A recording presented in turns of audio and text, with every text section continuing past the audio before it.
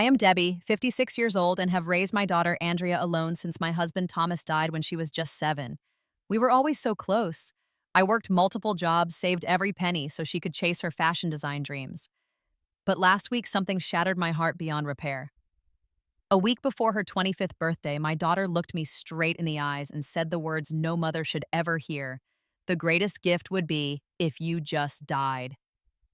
Before I share the most painful decision of my life, let me know where you are watching from and if you would ever cancel house funding for your child. Please like and subscribe if you have ever had to set difficult boundaries with someone you love. When I think back to my life before all this happened, I remember the joy Thomas and I shared. We met in college, married young, and built a simple but beautiful life together. Thomas worked as a high school science teacher, and I was beginning my career as an accountant. We saved enough to buy a small apartment in Portland where we planned to raise our family. Andrea came into our world on a rainy spring morning, and from the moment I held her, I knew I would do anything to give her a good life. Thomas was the most devoted father, reading to her every night, taking her to the park on weekends, and building elaborate science projects with her. Those early years were filled with so much laughter and love. But life changed drastically when Thomas was diagnosed with aggressive pancreatic cancer when Andrea was 6. Within 8 months, he was gone, leaving me to raise our daughter alone. I can still feel the weight of that first night after the funeral, holding Andrea as she cried herself to sleep, promising her that somehow we would be okay. I threw myself into making that promise come true. With a 7-year-old daughter depending on me, I had no time to fall apart. I took on extra accounting clients, working late into the nights after Andrea went to bed. I learned to be both mother and father, fixing leaky faucets, helping with homework, and somehow managing to show up for every school event despite my exhausting schedule. Money was always tight, but I made sure Andrea never felt deprived. I shopped sales-clipped coupons and often went without new clothes or small luxuries for myself so that Andrea could have what she needed. We lived in the same 2-bedroom apartment Thomas and I had purchased, not fancy, but filled with love and memories. Andrea was such a good child during those years. She was bright, creative, and seemed to understand our situation. When her friends got new toys or trendy clothes that we couldn't afford, she rarely complained. Instead, she would draw elaborate fashion designs in her sketchbooks, showing a natural talent that amazed me. One day, Mom, she would tell me, her eyes bright with dreams, I am going to be a famous designer and I will buy you a big house with a garden where you can plant all the flowers you want. Those words kept me going through 17 years of extra shifts and careful budgeting. I opened a college fund for her when she was 8, adding to it every month without fail. Sometimes it meant just $20, other times a bit more when I received a bonus or tax refund. By her senior year of high school, I had saved nearly $70,000 for her education. When Andrea was accepted to a prestigious design school in New York with a partial scholarship, I felt like all our sacrifices had been worth it. The joy on her face when she read the acceptance letter is something I will never forget. We jumped up and down in our tiny living room, laughing and crying at the same time. You did it, sweetheart, I told her, holding her tight. I always knew you would. No, Mom, she replied, hugging me back. We did it. I would never have gotten here without you. Those words meant everything to me. Though the scholarship covered about half the tuition, the remaining costs plus New York living expenses were daunting. I withdrew money from my retirement account to cover what the college fund lacked, knowing it would set back my own plans, but feeling it was worth every penny. The day I dropped Andrea off at her dormitory in New York was bittersweet. I helped her unpack her carefully selected wardrobe and decorate her side of the room, trying not to show how much my heart was breaking at the thought of returning to our empty apartment without her. Call me anytime, I told her, fighting back tears. Day or night, I am always here for you. I will, Mom, she promised, hugging me tightly. Every week, I promise. As I flew back to Portland, I began thinking about the next chapter of my life. With Andrea in college, I could focus more on saving for retirement.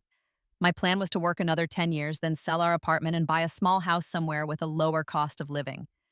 I imagined a modest place with a yard where I could garden and perhaps a spare room for when Andrea came to visit. Nothing fancy, but a place to call my own where I could peacefully enjoy my later years. Little did I know then how drastically different our futures would turn out to be, or that the sweet, grateful daughter I raised would soon become someone I hardly recognized. The changes in Andrea were subtle at first. During her freshman year, our weekly phone calls gradually became less frequent. She would apologize for missing them, explaining she was swamped with projects or study groups. I understood college was demanding, so I never complained. When she did call, her voice bubbled with excitement about New York, her classes, and her new friends. I noticed she often mentioned outings to expensive restaurants or weekend trips. I knew she couldn't afford on the allowance I sent her, but I assumed her friends were covering some costs or they found student discounts. Her social media told a different story. Andrea rarely posted before college, but now her Instagram filled with photos at rooftop parties, brunches at trendy cafes, and selfies in outfits I had never seen before. She looked beautiful, but somehow different, with professionally highlighted hair and makeup techniques I had never taught her. I still remember the first time I visited her in New York during spring break of her freshman year. I had saved for months to afford the flight and a modest hotel room nearby, excited to see her new world. When I texted that I had arrived at her dormitory, she asked me to wait outside rather than coming up to her room. 20 minutes later, she appeared looking stunning in a black dress and heels that seemed impractical for the chilly March weather. Mom, she said, giving me a quick hug. You should have told me you were coming straight from the airport. We could have met at your hotel after you changed. I glanced down at my comfortable travel clothes, suddenly feeling shabby.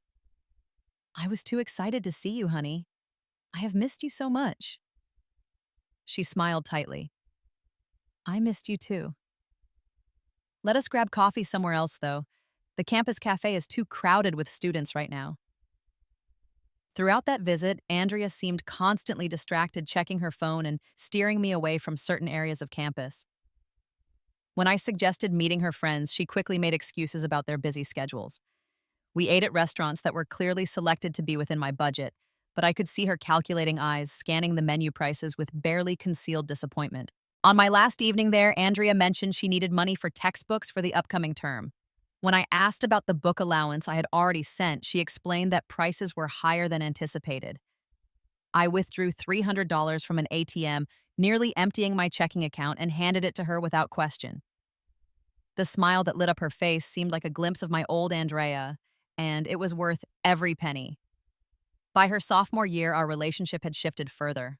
Our calls now revolved around her needs, whether for additional funds for a class trip or a special software program necessary for her design courses.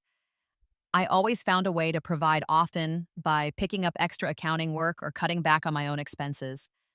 It was during this year that Andrea met Braden, a junior from a wealthy New York family with connections in the fashion industry. Their first date, as she described it, was at a restaurant where the appetizers cost more than I typically spent on dinner for a week. His father owned several high-end boutiques, and his mother had once been a model for luxury brands. When Andrea introduced us during a video call, Braden was polite but dismissive. He asked what I did for a living, and when I explained I was an accountant, his interest visibly waned. Later, I overheard him asking Andrea why I did not own my own firm or work for a major corporation. She changed the subject quickly. After that call, Andrea requested more money than usual. Everyone dresses so professionally here, she explained. I need to invest in some quality pieces if I want to be taken seriously in this industry. I dipped into my retirement savings again, transferring $2,000 while ignoring the anxiety that crept in when I checked my account balance afterward. The thank you text I received seemed perfunctory, nothing like the heartfelt gratitude of years past. During her junior year, Andrea stopped coming home for holidays. There was always an internship opportunity, a special event, or friends inviting her to their family celebrations. I spent those holidays alone, telling myself it was good that she was building connections for her future career. When I called on Christmas, I could hear music and laughter in the background. Sorry, Mom, I cannot talk long. We are heading to Braden's parents' place in the Hamptons. I will call you tomorrow, okay?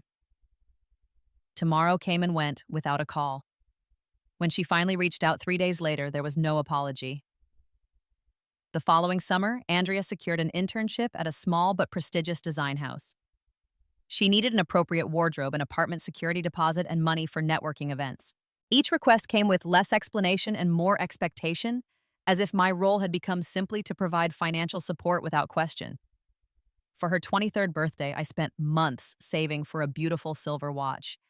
It was not a luxury brand, but it was elegant and classic, something she could wear to job interviews and feel confident.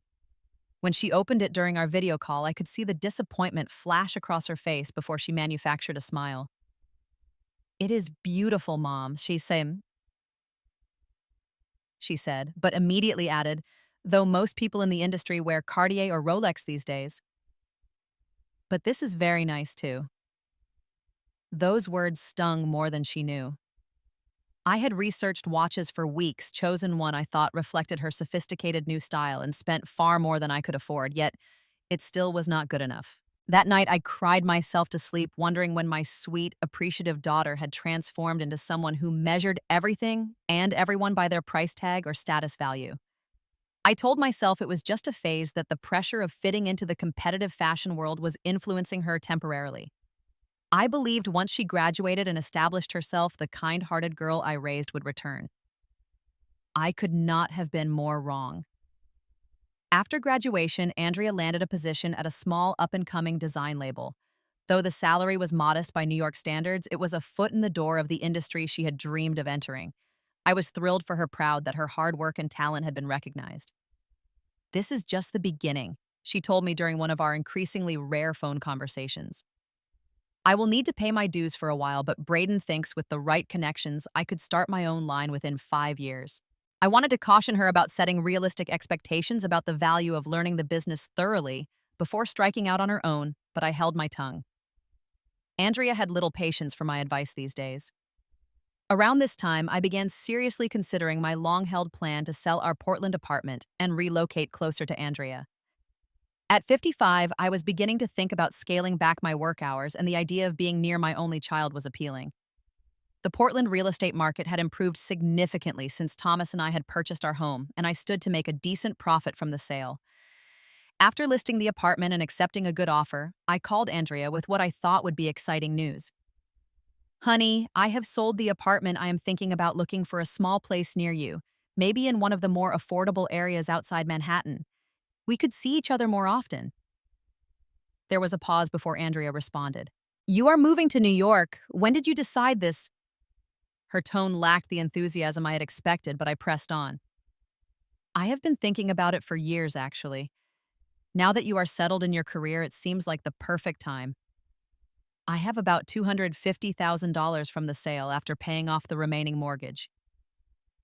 It is not enough for anything fancy in New York, but I can find something modest in a commuter area." $250,000. Andrea's voice suddenly perked up. "That is actually perfect timing. I was going to call you about something important." The conversation shifted then as Andrea explained that she had found the perfect apartment in a trendy area of Manhattan. The catch was that it required a significant down payment to secure.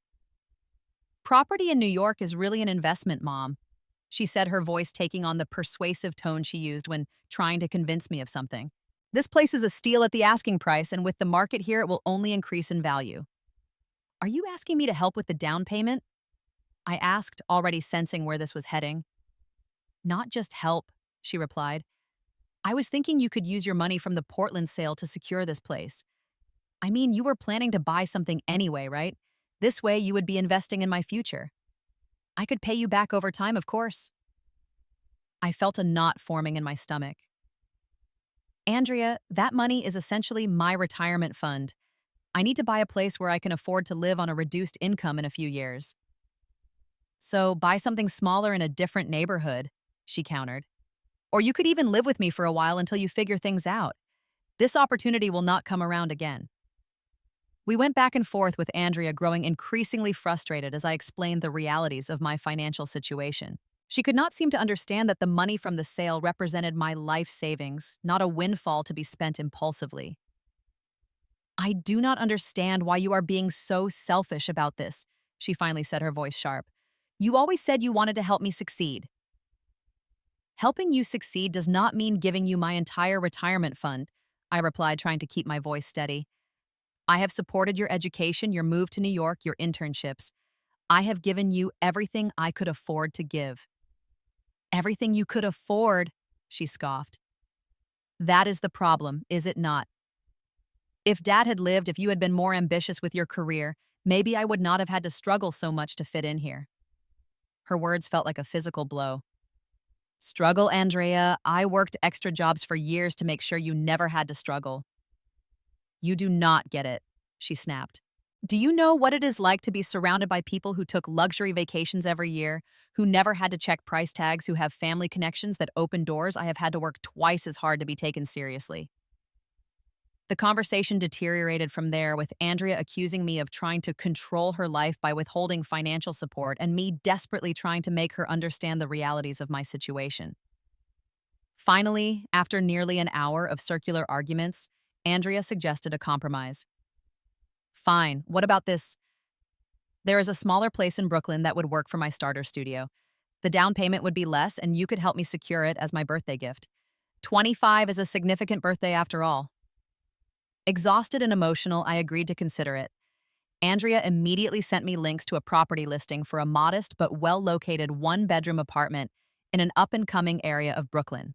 The down payment would require about half of my proceeds from the Portland sale, still leaving me enough to purchase a small place for myself in a more affordable area. I can make the monthly payments, Andrea assured me. All I need is help with the down payment and closing costs. It will be an investment in my career, Mom. I need a proper space to start developing my own designs. Against my better judgment and the advice of my financial advisor, I eventually agreed. I told myself it was an investment in both our futures, that helping Andrea establish herself would give her the stability she needed to thrive. We made plans to finalize everything around her upcoming 25th birthday. I signed preliminary paperwork and transferred the earnest money to hold the property, with the final closing scheduled for the week after her birthday. Each time I checked my significantly reduced bank balance, I felt a wave of anxiety. But I pushed it aside, focusing instead on Andrea's excitement about her future studio space. You will not regret this, Mom, she promised. This is going to change everything for me. I had no idea how prophetic those words would turn out to be, though not in the way either of us imagined. 1 week before Andrea's 25th birthday, I decided to surprise her with an early visit to New York. I had taken time off work, booked a modest hotel room, and carefully packed a special gift I had been saving for years, a heart-shaped locket that had belonged to Andrea's grandmother. Inside was a tiny photo of Thomas holding Andrea as a baby, a precious memory I thought she might appreciate now that she was entering a new phase of adulthood.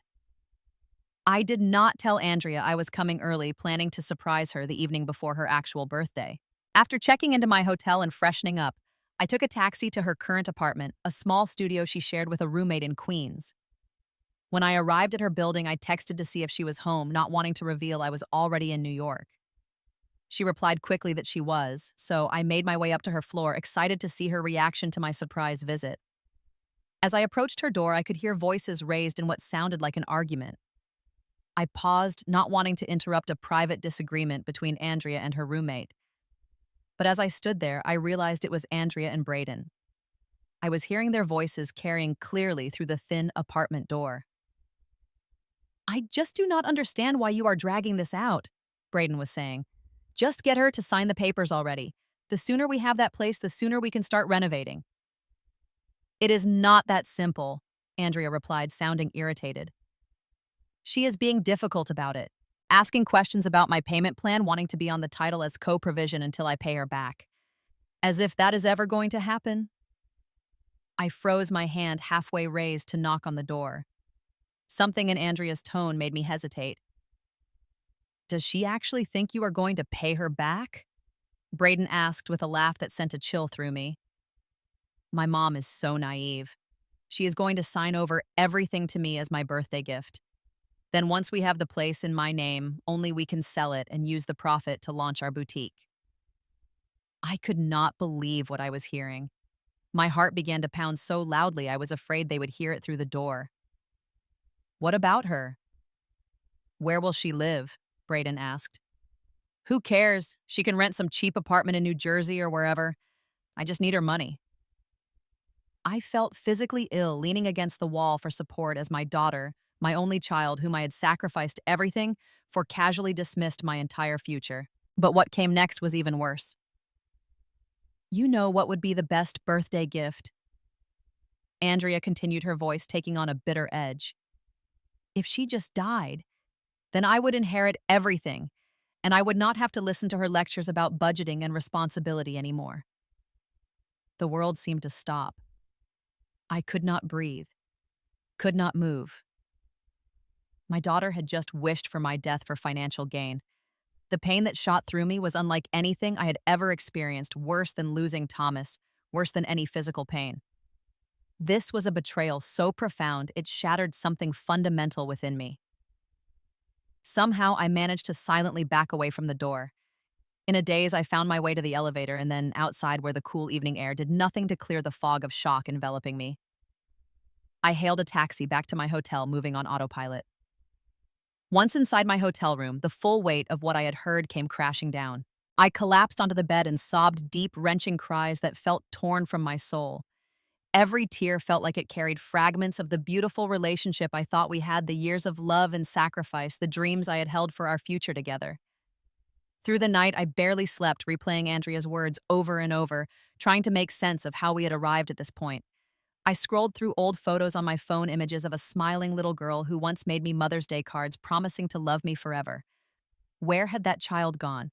How had she transformed into someone who could wish for my death for financial gain? As dawn broke, I made a decision. I would not confront Andrea about what I had overheard, at least not yet. I would keep our planned dinner the following evening and see if she would reveal any of these thoughts to my face. I needed to know if there was anything left of the daughter I had raised, any shred of conscience or affection that might be salvaged. With this resolve, I washed my face, applied makeup to hide the evidence of my sleepless, tear-filled night, and prepared to face the daughter who had broken my heart in a way I never thought possible. The next evening, I met Andrea at an upscale restaurant she had selected for our pre-birthday dinner. I had texted her that morning saying I had flown in a day early and would like to treat her to a special meal. Her response had been enthusiastic, though she mentioned being surprised I had chosen such an expensive venue. Little did she know I had made no such choice. The restaurant had been entirely her selection when we originally planned to meet the following day. When I arrived, Andrea was already seated at a corner table, engrossed in her phone. She looked up as I approached, her expression shifting from distraction to a practiced smile. "Mom, you look tired," were her first words to me, not "I'm happy to see you" or "thank you for coming early." I leaned in to hug her, noting how she stiffened slightly before returning the embrace. "The flight was a bit bumpy," I said, taking my seat across from her. "But I am so happy to see you." "Me too," she replied, already glancing back at her phone. "Sorry, just finishing a work text." I took the moment to observe her. Andrea looked beautiful, her dark hair sleekly styled, her makeup perfectly applied. She wore a designer blouse I had never seen before, and diamond studs sparkled in her ears, certainly not the cubic zirconia I had given her for her 18th birthday. When she finally put her phone down, she immediately launched into complaints about her job, her boss who did not appreciate her talent, and how Braden was urging her to strike out on her own. "He says I am wasting my potential working for someone else," she said, sipping the expensive wine she had ordered without consulting me. "His parents know investors who might be interested in backing a new designer with the right concept." I listened, nodding at appropriate intervals while my mind kept returning to the conversation I had overheard. Was there any genuine emotion left in my daughter, or had it all been consumed by ambition and materialism? After the appetizers arrived, I carefully steered the conversation toward her future plans. "So, what are you thinking about your next steps career-wise? Do you have specific goals for the coming year?" Andrea's eyes lit up, but not with passion for design as I had once seen. This was a different light, calculating and cold. "Well, once we finalize the Brooklyn apartment that changes everything, I will have space for a proper studio. Braden and I have been planning to launch a small collection, very exclusive, targeting the ultra-luxury market." "That sounds ambitious," I said neutrally. "Those kinds of ventures usually require substantial startup capital." She waved her hand dismissively. "That is where the apartment comes in. Having a proper address in Brooklyn gives us credibility with investors. Plus, property in New York is always a good investment. In a few years, we could sell it for a significant profit if we needed capital." There it was, the first hint of the plan I had overheard. I took a sip of water, trying to maintain my composure. "I thought the apartment was going to be your home and studio." "Initially, yes," she said, her eyes darting away from mine. "But one needs to be flexible in business. Opportunities arise." "Speaking of the apartment," I said carefully, "I would like to go over the financial arrangements before we sign anything. The down payment is substantial and I need to be clear about the repayment plan." Andrea's expression hardened slightly. Mom, we have been over this. The market moves quickly here. If we delay with too many conditions, we could lose the place. Nevertheless, I persisted, this represents a significant portion of my retirement savings. I need assurances. She put down her fork with a sharp clink against the plate. You know this is exactly why I cannot get ahead. Everyone else in my field has family who understand investment and opportunity. But you, with your accountant's mentality, see everything in terms of penny pinching and worst-case scenarios. The casual cruelty of her words stunned me. Andrea, ensuring I can support myself in retirement is not penny pinching. It is basic responsibility. Do you know what Braden's parents gave him for his 25th? She countered. A fully funded gallery opening for his photography hobby. Not a loan, not an investment they expected back with interest. A gift because they believe in him. I took a deep breath. I believe in you too, but that does not change the reality of my financial situation. I do not have unlimited resources. That is the problem, is it not? She said, her voice taking on the same bitter edge I had heard through her apartment door. You never managed to give me the advantages other people had. Do you know what it is like trying to compete in this industry coming from nothing? Her words cut deep, dismissing all the sacrifices I had made, all the nights I had worked late, all the simple pleasures I had forgone to ensure she had every opportunity I could provide. From nothing, I repeated quietly. Is that how you see the life and home I gave you? You know what I mean, she said impatiently. Fashion is about connections and image. Everything I have accomplished has been despite my background, not because of it. We ate in tense silence for several minutes. When the main course arrived, Andrea resumed talking about the apartment, describing the renovations she and Braden planned. When can we finalize the paperwork? She asked. Braden and I want to start planning the space immediately. Andrea, I said carefully, I need to be sure about your ability to make the mortgage payments. Your current salary, from what you have told me, barely covers your existing rent. She rolled her eyes. Mom, this is an investment in my future. Once I have the right space, I can launch my business, and my income will increase dramatically. You have to spend money to make money in this world. And if the business takes time to become profitable, or if it does not succeed, these are possibilities we need to consider. There you go again with the worst-case scenario, she snapped. This is why you are still working at 60, still pinching pennies. No vision, no courage to take risks. I was 56, not 60, and the fact that she either did not know or did not care about my actual age spoke volumes. As our tense dinner continued, I decided to ask the question that had been burning inside me since the previous night. Andrea, be honest with me. Do you expect to pay back the money for this apartment, or do you see it as a gift? She hesitated, then lifted her chin defiantly. I think after raising me in mediocrity for 18 years, helping me establish myself properly now is the least you can do. No, I do not plan to pay you back. Consider it making up for all the things you could not provide while I was growing up. The blunt admission, while painful, was not surprising after what I had overheard. Still, hearing her say it to my face confirmed that my daughter's sense of entitlement had completely overshadowed any gratitude or empathy. I see, I said quietly. One more question then. Do you love me, Andrea? Or do you just need my money? Her eyes widened slightly, perhaps surprised by my directness. Of course I love you, she said automatically, but there was no warmth in her voice. But you are not making it easy right now with all these questions and conditions. I nodded slowly, then decided to take a risk. If I could give you one thing for your birthday, what would you want most? She looked thoughtful, perhaps seeing an opportunity. Well, since you are asking, the apartment with no strings attached would be ideal. No repayment plan, no co-ownership, just a clean transfer to help me start my career properly.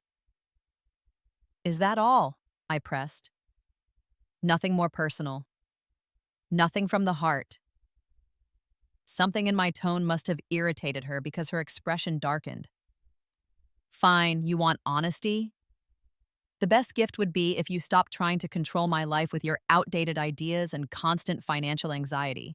Frankly, She added, her voice dropping to a harsh whisper. The greatest gift would be if you just died. Then I would inherit everything anyway, and I would not have to deal with these guilt trips and lectures about responsibility anymore. There it was, the same terrible words now spoken directly to my face. Even though I had heard them before, the impact was no less devastating. My own child looking into my eyes, wishing for my death for financial convenience. In that moment, something inside me broke completely, but also paradoxically, something became very clear. I knew exactly what I needed to do. I maintained my composure through the remainder of our dinner, though I barely tasted the food or registered our conversation. Andrea seemed almost relieved after her outburst, as if finally speaking her truth had unburdened her. She had no idea that her words had just changed both our lives forever. Back in my hotel room that night, I made a series of decisions that would have seemed unthinkable just days before. The mother I had been would have forgiven, made excuses, continued to sacrifice.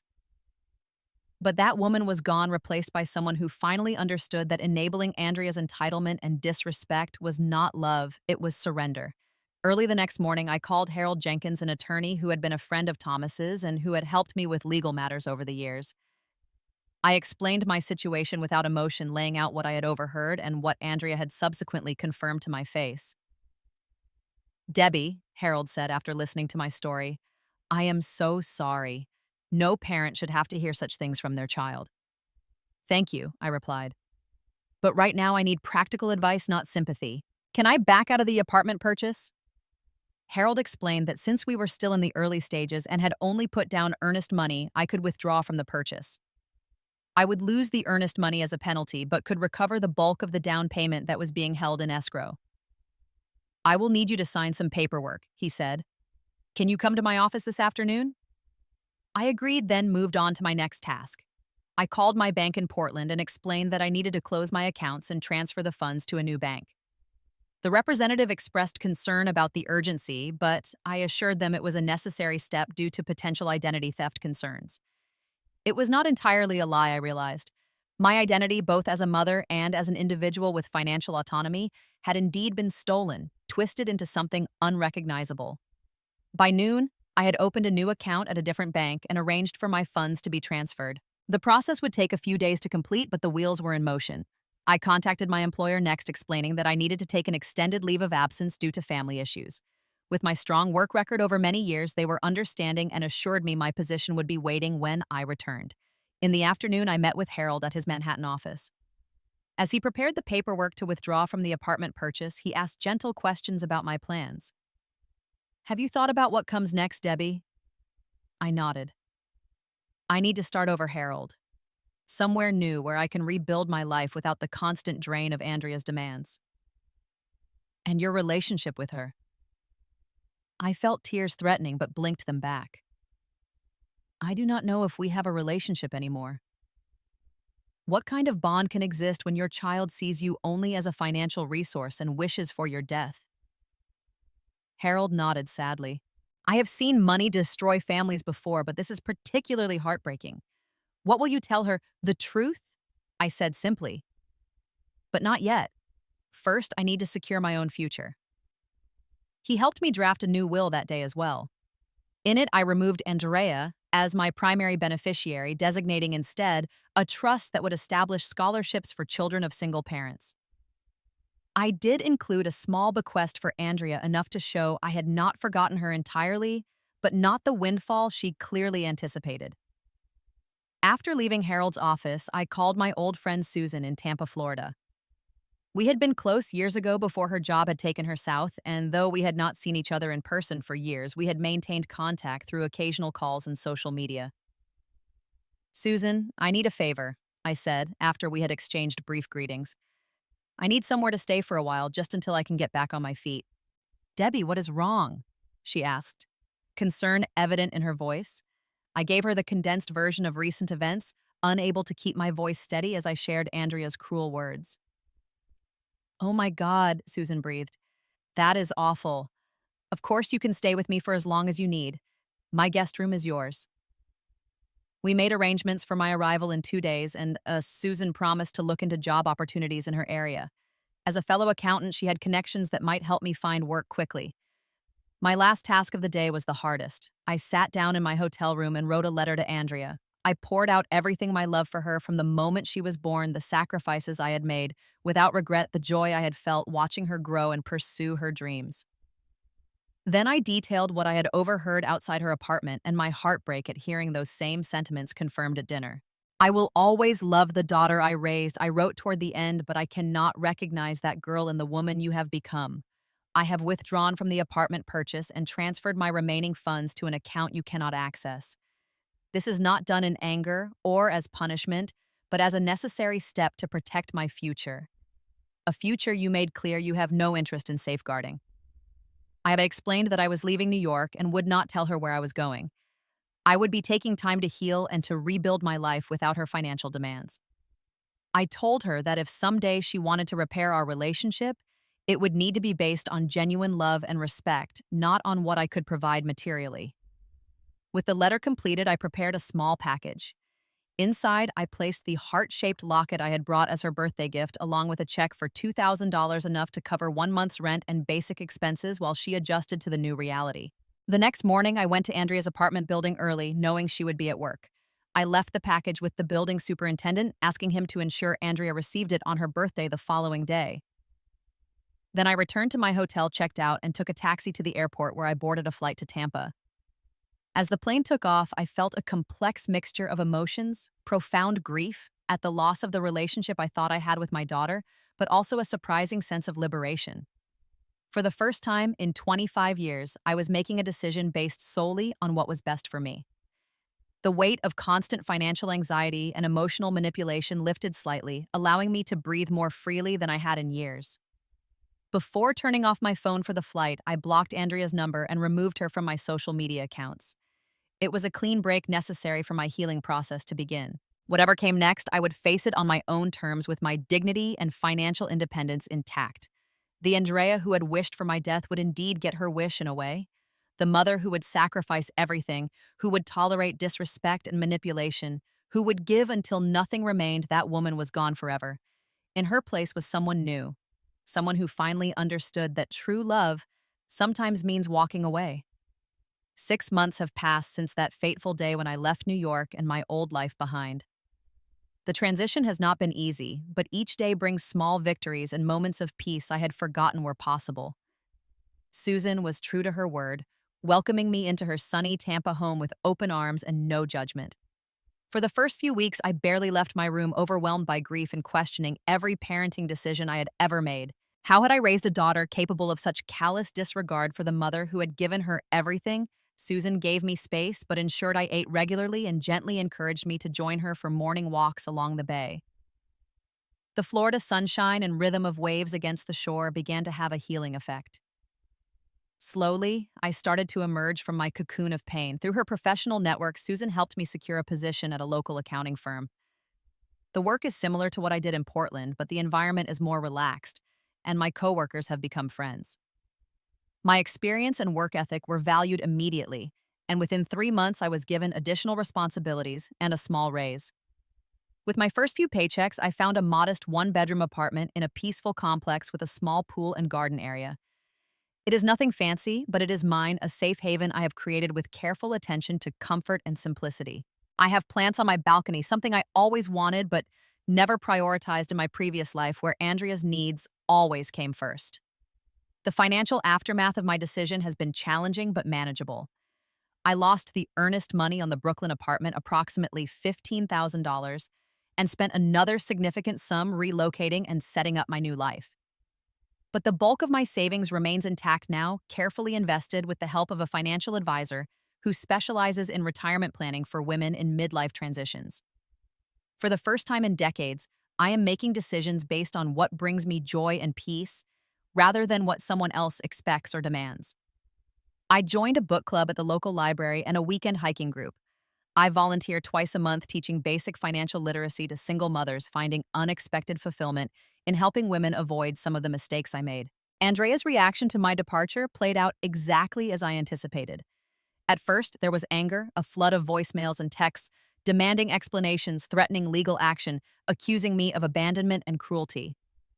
Then came manipulation messages claiming illness, emergency, desperate need. Finally, there were pleas, tearful apologies, promises to change. For the first 3 months, I did not read or listen to any of her messages. Harold, who had agreed to be my legal contact, informed me when Andrea attempted to contest the withdrawal from the apartment purchase, but assured me she had no legal grounds to pursue the matter. When I finally felt strong enough, I sat down one evening with a glass of wine and read through everything she had sent. The progression from rage to remorse was striking, but what caught my attention were the later messages where Andrea began to show genuine self-reflection. "I never realized how much you sacrificed for me," she wrote in one email. "My apartment building is being sold and rents are skyrocketing across the city. I cannot afford to stay and none of my friends will help. I understand now what it means to be truly on your own." In another message, she wrote, "Braden left me when he realized there would be no money for our business venture. He is already dating a girl whose parents own a chain of boutiques. I see now what you tried to warn me about." The most recent communication sent just 2 weeks ago was different from all the others. "Mom, I do not blame you for leaving. What I said was unforgivable and I live with that shame every day. I have been seeing a therapist trying to understand how I became so materialistic and entitled. I miss you not for what you could give me, but for who you are, the mother who loved me unconditionally until I betrayed that love. I do not expect forgiveness, but I want you to know I am trying to become someone worthy of being your daughter again." That email moved me to tears, not of pain, but of cautious hope. After much consideration, I responded with a brief message, not revealing my location, but opening the door to continued communication. We have exchanged several emails, since each one a small step toward possible reconciliation. Andrea has shared that she lost her job in the economic downturn, but found a new position at a sustainable fashion nonprofit with a much smaller salary. She has moved to a shared apartment in a less trendy neighborhood and sold many of her designer possessions to make ends meet. "For the first time, I am living within my means," she wrote recently. "It is humbling and sometimes scary, but also freeing in a way I never expected." Last week, I agreed to a video call, our first face-to-face conversation since that terrible dinner in New York. The Andrea who appeared on my screen looked different, less polished, but somehow more authentic. The designer clothes and perfect makeup were gone, replaced by a simple sweater and natural look. But it was the change in her eyes that struck me most, the absence of that calculating coldness replaced by a wary humility. "Mom," she said immediately, her voice breaking, "I am so sorry. I do not know if you can ever forgive me, but I need you to know how deeply I regret what I said and did." We talked for over an hour, both crying at times. Andrea explained that losing me, combined with Braden's abandonment and her subsequent financial struggles, had forced her to confront the person she had become. She was working with her therapist to understand how her insecurities and desire to fit into the competitive fashion world had warped her values and relationships. I shared some of my journey too, the pain but also the growth that came from making such a difficult break. I explained that while I was open to rebuilding our relationship, it would need to be something new based on mutual respect and appropriate boundaries. "I will not be your financial safety net," I told her clearly, "but I will be your mother, your supporter, your advisor if you want that. The choice is yours." "I just want my mom back," she said simply. "The money does not matter anymore." We are taking small steps now. I still have not told her where I live, though I have mentioned Florida. Trust once shattered takes time to rebuild. But there are promising signs. Andrea has not asked for money, not even when she shared that she needed dental work she could barely afford. Instead, she asked for advice on finding affordable care and how to negotiate a payment plan. She has also begun designing again in her free time, creating a small collection of classic affordable pieces for professional women over 40 inspired. She told me shyly by my simple but elegant work style she once dismissed as outdated. I am cautiously optimistic about our future, though I harbor no illusions that our relationship will ever be what it once was or what I had imagined it might become. Too much has happened, too many harsh words spoken, too many fundamental truths revealed. But perhaps what emerges from these ashes will be more authentic, a relationship between two adult women who choose to be in each other's lives rather than one based on obligation and dependency. The journey has taught me painful but valuable lessons. Love does not mean endless giving without boundaries. Supporting someone does not mean enabling harmful behaviors. And sometimes the greatest act of love is stepping away, allowing the other person to experience the consequences of their choices and find their own path forward. When Andrea told me the greatest gift would be my death, she had no idea that in a way her wish would come true. The mother who would sacrifice everything for her daughter, who measured her worth by what she could provide, who tolerated disrespect and manipulation, that woman is gone. In her place stands someone stronger, wiser, with a deeper understanding of what genuine love looks like both for others and for herself. I realize now that the best gift I could give my daughter was not a down payment on an apartment or an inheritance, but this difficult lesson about consequences and character. And the best gift I could give myself was permission to live my remaining years with dignity, peace, and financial security. If you are in a relationship where you feel constantly drained, where your worth is measured only by what you provide, where "I love you" seems conditional on your usefulness, I encourage you to consider whether those bonds are truly built on love or on unhealthy dependency. Setting boundaries is not selfish. It is necessary for genuine relationships to flourish. What would you have done in my situation? Would you have found the strength to walk away, or would you have continued to give until nothing remained? I would love to hear your thoughts in the comments. If this story resonated with you, please like and subscribe to our channel for more real-life stories about family relationships and personal growth. And if you know someone who might be struggling with similar issues, share this video as a reminder that it is never too late to reclaim your life and your worth. Thank you for listening to my journey, and remember, sometimes the most powerful word in any relationship is simply enough.